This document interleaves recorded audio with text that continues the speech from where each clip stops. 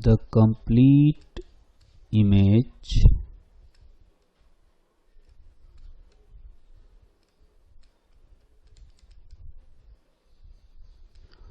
of extended object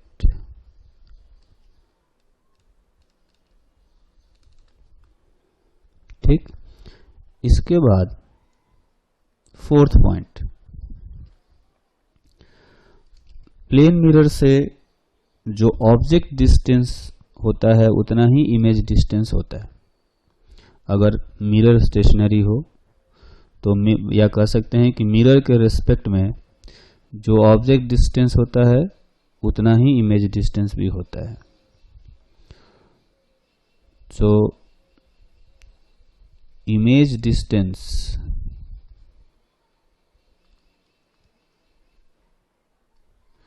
with respect to mirror is equal to the object distance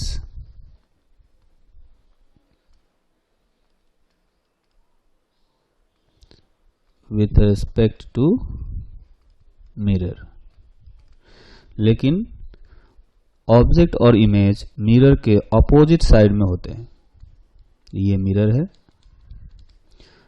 object जो है suppose यहां से object का जो पोजीशन है XOM means XOM is position of object with respect to mirror and XIM is position of image with respect to mirror. So we can say that position of image with respect to mirror is equal to negative of position of object with respect to mirror. अगर ऐसा करें कि position को differentiate करते हैं, position को differentiate करेंगे तो हमें वेलोसिटी मिलेगा। तो इस तरह से यह आएगा velocity of image with respect to mirror is equal to negative of velocity of object with respect to mirror. तो ऐसा कर सकते हैं कि अगर ऑब्जेक्ट बिल्कुल मिरर के परपेंडिकुलर चल रहा हो तो मिरर के रेस्पेक्ट में जो इमेज की वेलोसिटी होती है वो मिरर के रेस्पेक्ट में ऑब्जेक्ट की वेलोसिटी के इक्वल और अपोजिट होती है। ऐसा कर सकते हैं।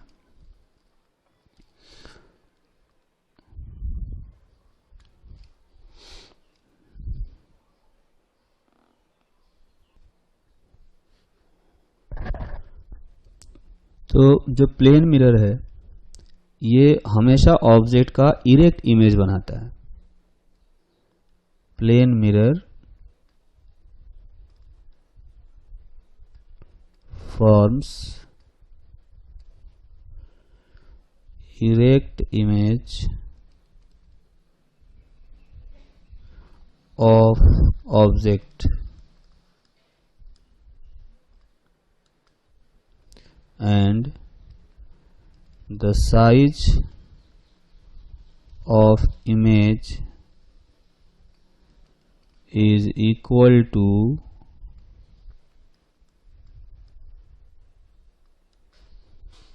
the size of object। तो अगर कोई ये मिरर है, अगर कोई ऑब्जेक्ट हमने ऐसे रखा है तो इसका जो इमेज है वो ऐसे ही बनेगा। तो इमेज जो है इरेक्ट होगा, सेम इक्वल डिस्टेंस पर होगा मिरर से और उसका साइज भी इक्वल होगा। अगर ये हाइट h है तो इसका भी हाइट h होगा। कई बार हमें लगता है कि जो मिरर है वो हमारे लेफ्ट हैंड को राइट हैंड में कन्वर्ट कर देता है, राइट हैंड को लेफ्ट हैंड में कन्वर्ट कर देता है, लेकिन ये सही नहीं है। मिरर जो है हमेशा फ्रंट और बैक को रिवर्स करता है, ना कि लेफ्ट और राइट को। जैसा यहाँ फिगर से आप समझ सकते हैं, अपने पास एक ऑब्जेक्ट है ABCD, तो इसका जो इमेज बनेगा वो कुछ इस टाइप का बनेगा, B dash D dash A dash C dash. तो हमने क्या देखा कि इमेज में B dash D dash left में आ गया, जो कि ऑब्जेक्ट में BD जो था वो राइट में था, AC जो था ऑब्जेक्ट में लेफ्ट में था और इमेज में वो राइट में चला गया। इसका मतलब ये हुआ कि मिरर के परपेंडिकुलर वाला जो डायरेक्शन है वो रिवर्स हो गया, और मिरर के जो पैरेलल वाला जो डायरेक्शन है वो रिवर्स नहीं हुआ है।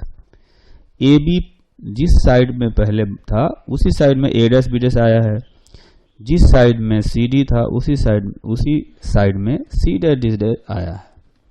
तो इस तरह से कह सकते हैं कि plane mirror reverses the direction which is perpendicular to plane mirror। तो मिरर के परपेंडिकुलर वाला जो डायरेक्शन है वो रिवर्स हो जाता है और कोई डायरेक्शन रिवर्स नहीं होता है। सपोज अपने पास एक मिरर है और मिरर के जस्ट सामने एक कोऑर्डिनेट सिस्टम है। इस कोऑर्डिनेट सिस्टम का एक्स डायरेक्शन मिरर के परपेंडिकुलर और वाई जेड प्लेन मिरर के पैरेलल है, या ये कह सकते हैं कि वाई जेड प्लेन के पैरेलल प्लेन मिरर रखा हुआ है। तो इस कोऑर्डिनेट सिस्टम का मिरर जो इमेज बनाएगा वो कुछ इस तरह का बनेगा। इसमें y डायरेक्शन और z डायरेक्शन का इमेज बिल्कुल ऑब्जेक्ट जैसा रहेगा, लेकिन x डायरेक्शन का जो इमेज होगा वो रिवर्स हो जाएगा। कहने का मतलब ये है कि जो प्लेन मिरर है वो अपने परपेंडिकुलर वाले डायरेक्शन को रिवर्स कर देता है। यहां पर mirror is parallel to YZ plane. Suppose अपने पास कोई ऑब्जेक्ट है जो 3 डायमेंशनल मोशन कर रहा है ना, तो अगर उसकी वेलोसिटी जो है, velocity of object with respect to mirror is VOM is equal to VXI cap VYJ cap VZ K cap if velocity of object with respect to mirror is given by this expression, then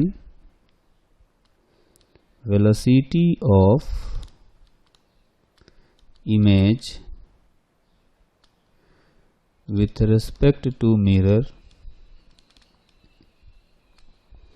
will be given by VIM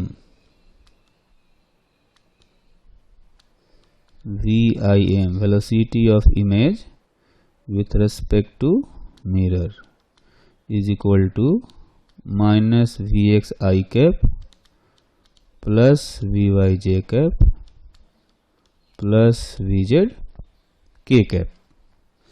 तो इसमें हमने क्या देखा कि जो mirror का perpendicular direction वाली velocity है वो वाले सिर्फ रिवर्स हो गई है, और बाकी जो है वी वाई वी जेड जो मिरर के पैरेलल थे उनमें कोई चेंज नहीं आया। तो अभी इसी कॉन्सेप्ट पर एक एग्जाम्पल करेंगे। सपोज कोई मोटरसाइकिलिस्ट है और ये मोटरसाइकिलिस्ट 60 किलोमीटर पर आवर के स्पीड से ये राइटवर्ड डायरेक्शन में चल रहा है। इसके जस्ट सामने एक रिक्शा चल रहा है।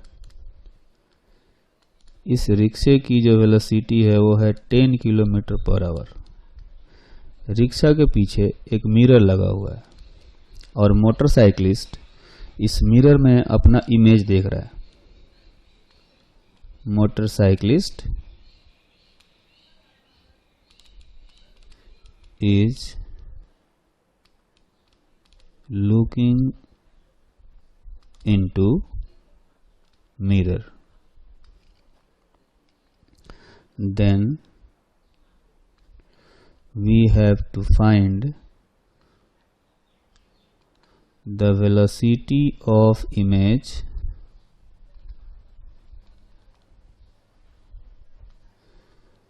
with respect to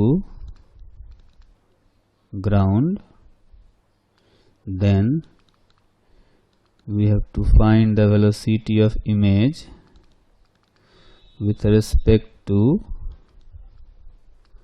motorcyclist himself.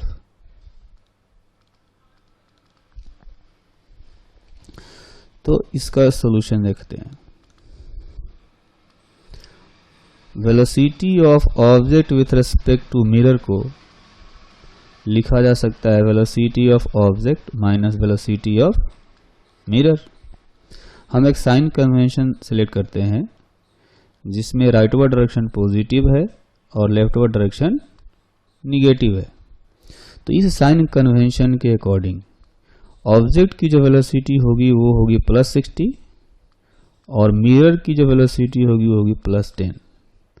तो फाइनली ये हो गया +50 किलोमीटर पर आवर।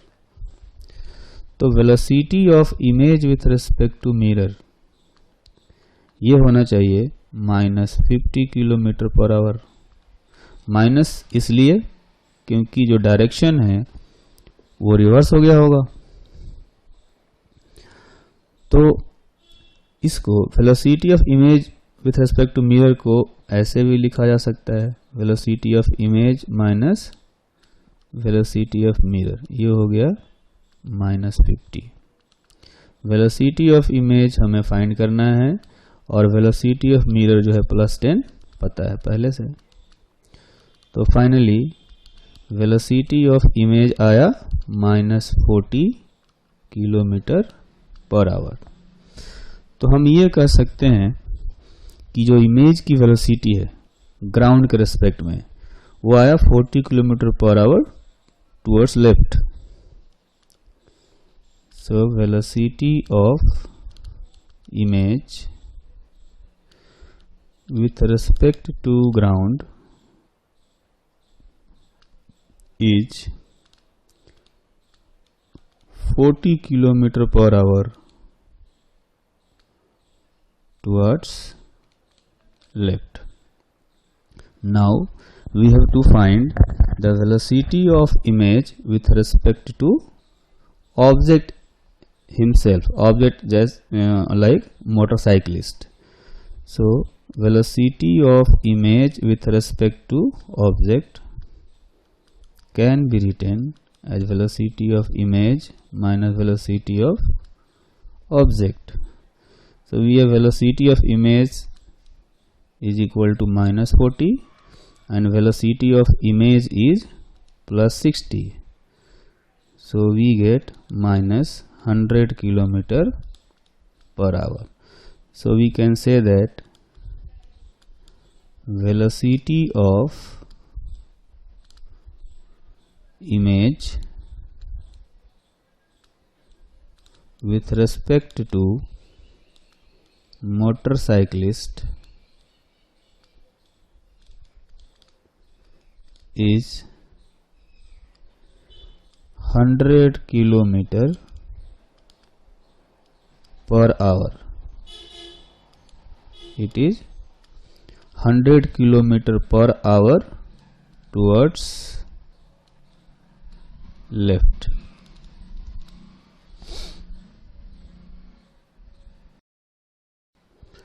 तो अभी जो हमने लास्ट कॉन्सेप्ट सीखा था उसी पर एक और क्वेश्चन करेंगे। सपोज अपने पास एक मिरर है और मिरर के परपेंडिकुलर ये हमने एक एक्स एक्सिस सेलेक्ट किया, मिरर के पैरेलल वाई एक्सिस ले लेते हैं। तो ये जो मिरर है, मिरर एक्स एक्सिस से 45 डिग्री पर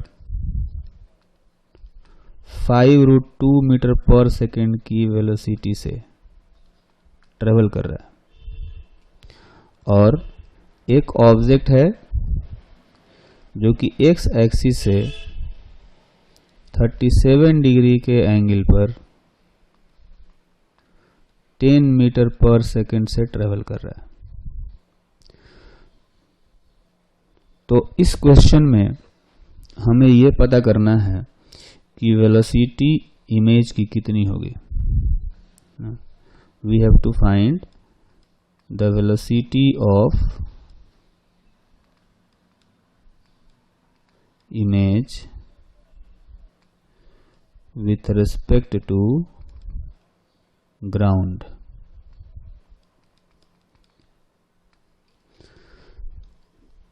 तो इस एग्जाम्पल में हम सबसे पहले क्या करेंगे कि इनकी वेलोसिटी को रिजोल्व करके आई कैप जे कैप के फॉर्म में, वेक्टर के फॉर्म में इसको लिखते हैं।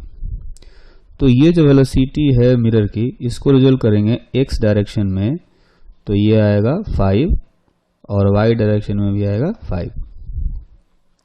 सिमिलरली ये जो ऑब्जेक्ट की वेलोसिटी है 10 मीटर पर सेकेंड, इसको रिजोल्व करेंगे एक्स डायरेक्शन में, तो ये आएगा 10 cos 37 is equal to 8 metre per second. और वो एक्स एक्सिस के परपेंडिकुलर जो कंपोनेंट आएगा वो होगा 10 sin 37 डिग्री मीन्स 6। तो हम लोग लिख सकते हैं velocity of object is equal to 10 cos 37 I cap plus 10 sin 37 J cap is equal to 8 I cap plus 6 J cap. Similarly, velocity of mirror can be written as 5 I cap minus 5 J cap. So, velocity of object with respect to mirror is equal to velocity of object minus velocity of mirror. तो velocity of object है 8 आई cap plus 6 जे cap, और velocity of mirror है 5 आई minus 5 जे। तो ये आ गया finally 3 I cap plus 11 J cap. तो ये हो गया velocity of object with respect to mirror. जब हम पता करेंगे velocity of image with respect to mirror, velocity of image with respect to mirror निकालेंगे तो उसमें एक्स डायरेक्शन वाली वेलोसिटी को रिवर्स करेंगे, यानी velocity of image with respect to mirror होगा -3 I cap plus 11 J cap. Velocity of image with respect to mirror को लिखा जा सकता है velocity of image minus velocity of mirror. ये है -3i प्लस 11j। हमें पता करना है vi, और वेलोसिटी ऑफ मिरर vm जो है पहले से पता है 5i minus 5j minus 3i plus 11j। So vi is equal to 2i plus 6j metre per second. तो ये हो गया final velocity of image with respect to ground. तो 7th point है keeping the incident ray fixed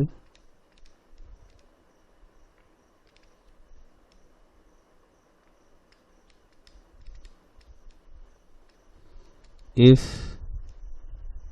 we rotate the plane mirror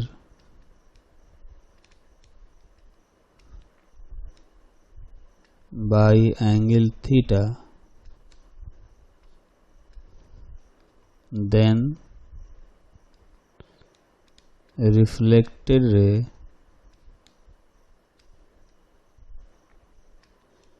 rotates by 2 theta. तो incident ray को fixed रखते हुए जब प्लेन मिरर को थीटा से रोटेट करेंगे तो रिफ्लेक्टेड रे 2 थीटा से रोटेट करता है और सेम डायरेक्शन में रोटेट करता है, इन सेम डायरेक्शन। तो ये अभी देखेंगे हम कि ऐसा जो है किस तरह से रोटेशन होता है। सपोज ये एक मिरर है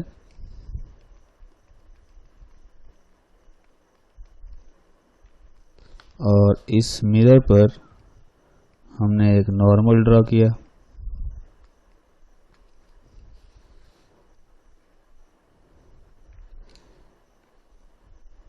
ये है एक इंसिडेंट रे,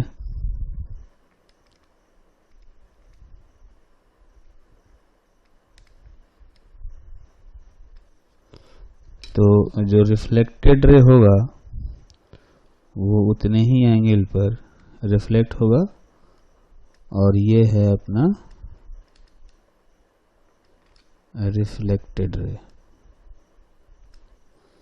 तो सपोज एंगल ऑफ इंसिडेंस जो था वो था I, तो एंगल ऑफ रिफ्लेक्शन जो होगा वो भी I होगा।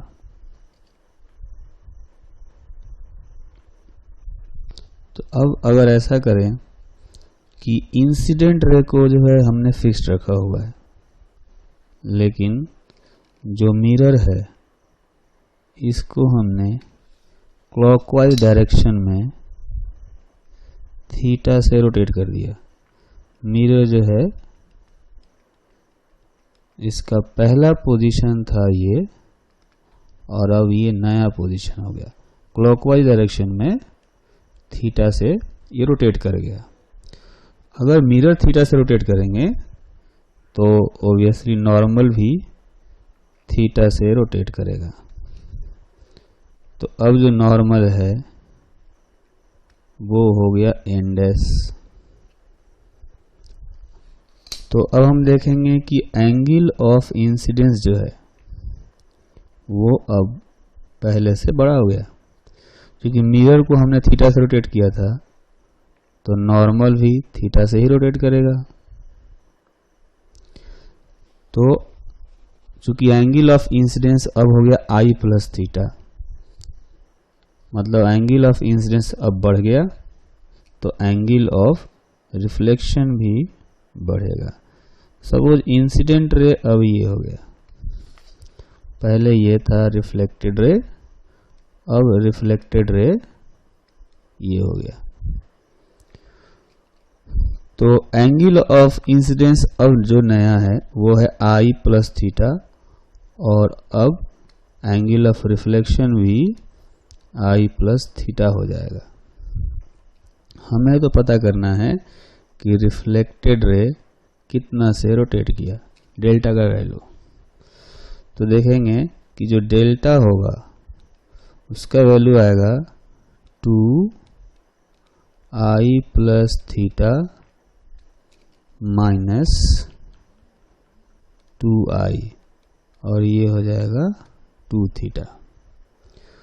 तो यहाँ पर देख सकते हैं अब ये नया एंगल ऑफ इंसिडेंस है I प्लस थीटा, तो नया वाला एंगल ऑफ रिफ्लेक्शन भी I प्लस थीटा हो गया। तो इस तरह से हमने देखा कि अगर मिरर को क्लॉकवाइज डायरेक्शन में थीटा से रोटेट कराया तो रिफ्लेक्टेड रे भी क्लॉकवाइज डायरेक्शन में ही रोटेट किया है, delta is equal to 2 theta से। इसी तरह से सपोज अगर मिरर को हम फिक्स्ड रखें और इंसिडेंट रे को रोटेट कराएं, keeping the mirror fixed, if incident ray is rotated by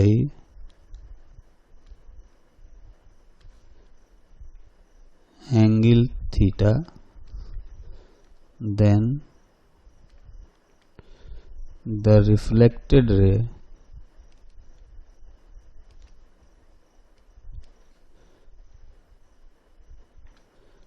rotates by theta in opposite sense। इसका मतलब हुआ कि अगर इंसिडेंट रे को मैं क्लॉकवाइज रोटेट कराऊंगा मिरर को फिक्स रखते हुए, तो reflected ray anti clockwise direction में रोटेट करेगा उतने ही एंगल से। जैसा कि एक फिगर से समझते हैं, ये सपोज अपना एक मिरर है और इसका ये नॉर्मल हो गया, तो हम यहाँ पर मिरर को फिक्स्ड रखेंगे तो नॉर्मल भी फिक्स्ड रहेगा। तो अभी जो इंसिडेंट रे है, ये इंसिडेंट रे अपना ऐसे है,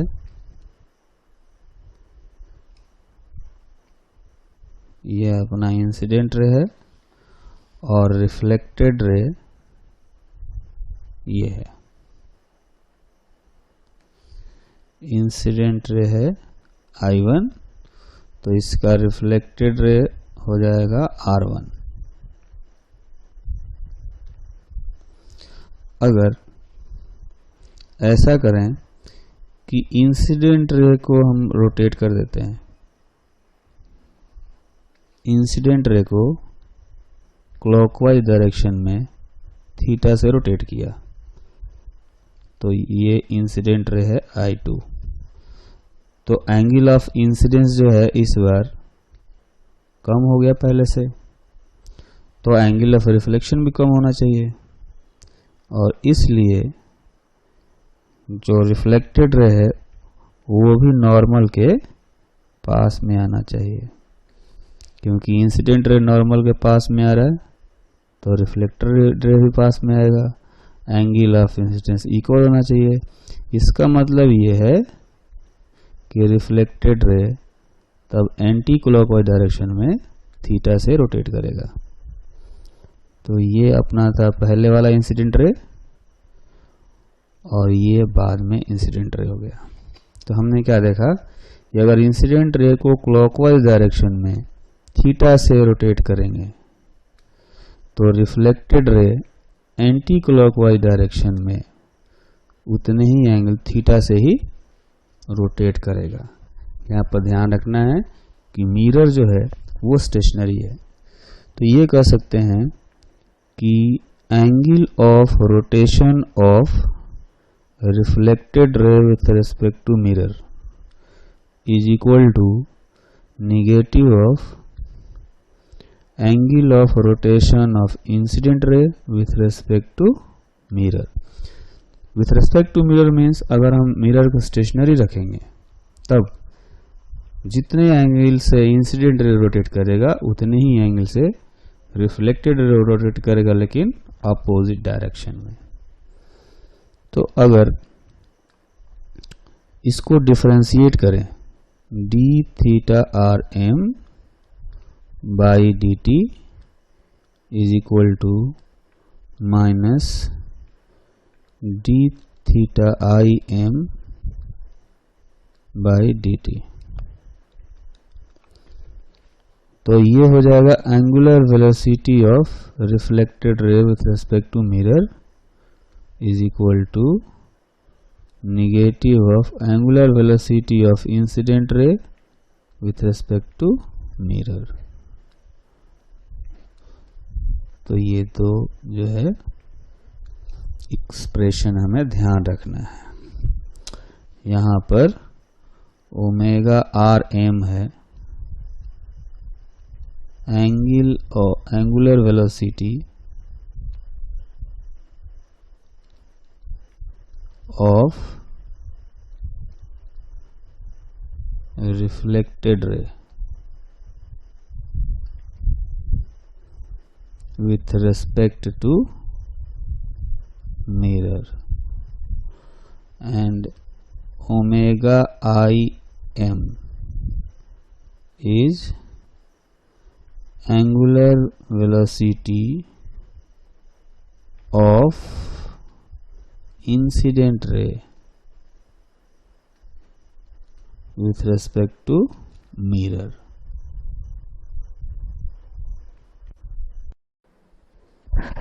So now we are going to solve a problem on the concept we have studied. Suppose incident ray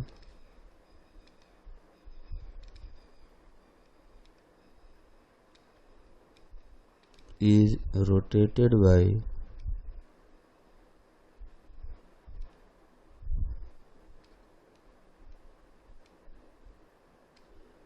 30 degree in clockwise direction,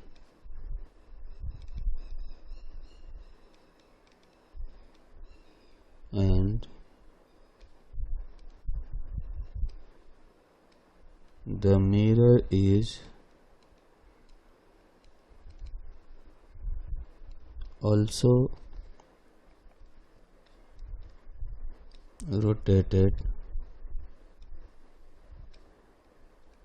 by 60 degree in anti-clockwise direction.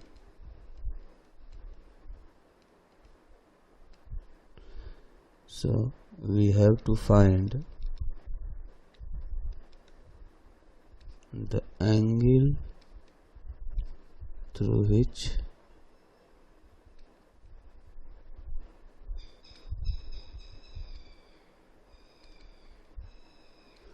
a reflected ray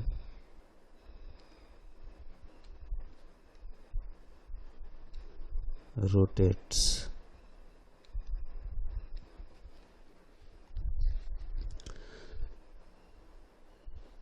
So according to concept last we have studied, we have theta rm is equal to minus theta im।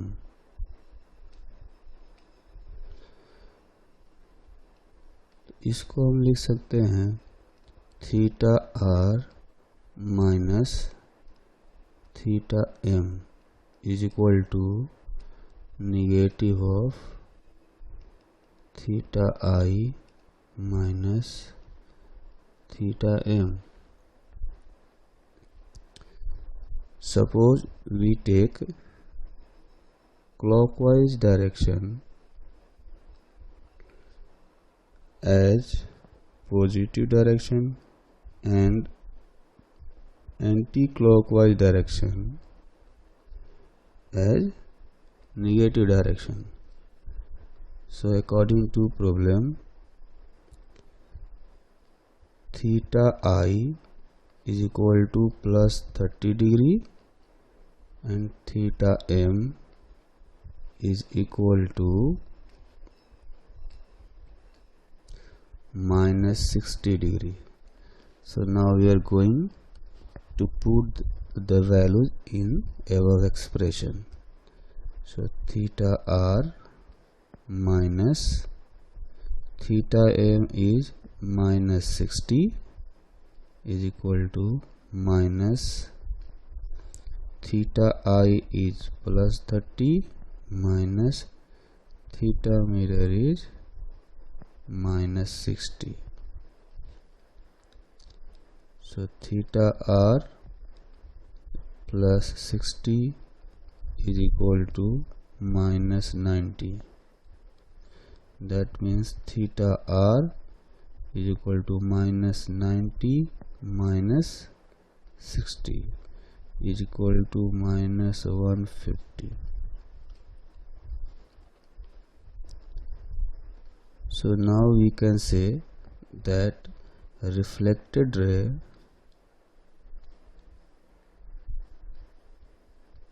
rotates by 150 degree in anti-clockwise sense.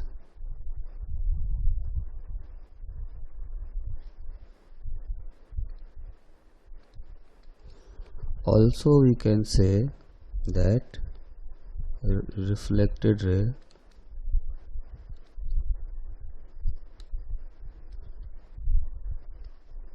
rotates by 360 minus 150 is equal to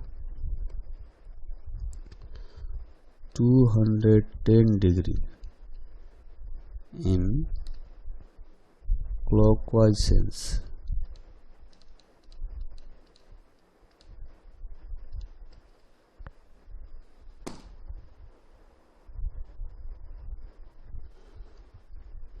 तो अभी हम लोग एक और example करेंगे. Suppose एक mirror है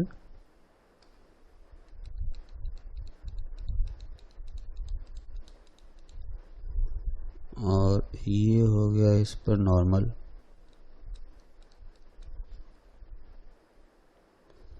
एक इंसिडेंट रे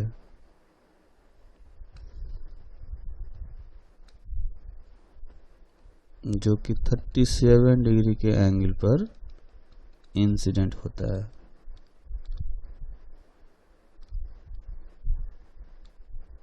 इस तरह से तो ये 37 डिग्री पर रिफ्लेक्ट भी होगा, लेकिन जो रिफ्लेक्टेड रे है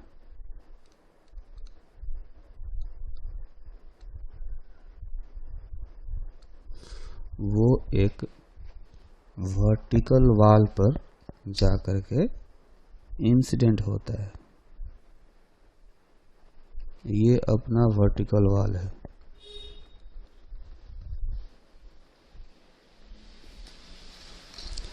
यहाँ पर जो मिरर है, मिरर क्लॉकवाइज डायरेक्शन में रोटेट कर रहा है. तो हमें बताना है कि जो रिफ्लेक्टेड रे है वो वाल पर जिस पॉइंट पर इंसिडेंट होगा उस पॉइंट की वेलोसिटी वाल के अलोंग कितनी होगी. तो क्वेश्चन ये है कि if mirror rotates in clockwise direction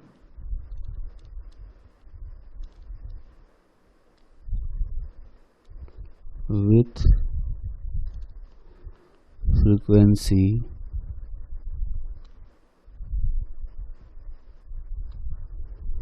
9 by pi revolution per second, then find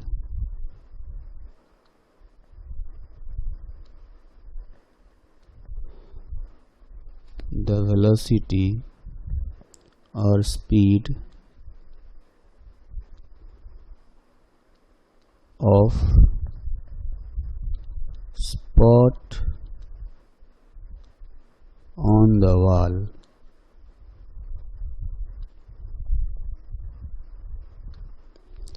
The distance, this distance is given by 10 meter.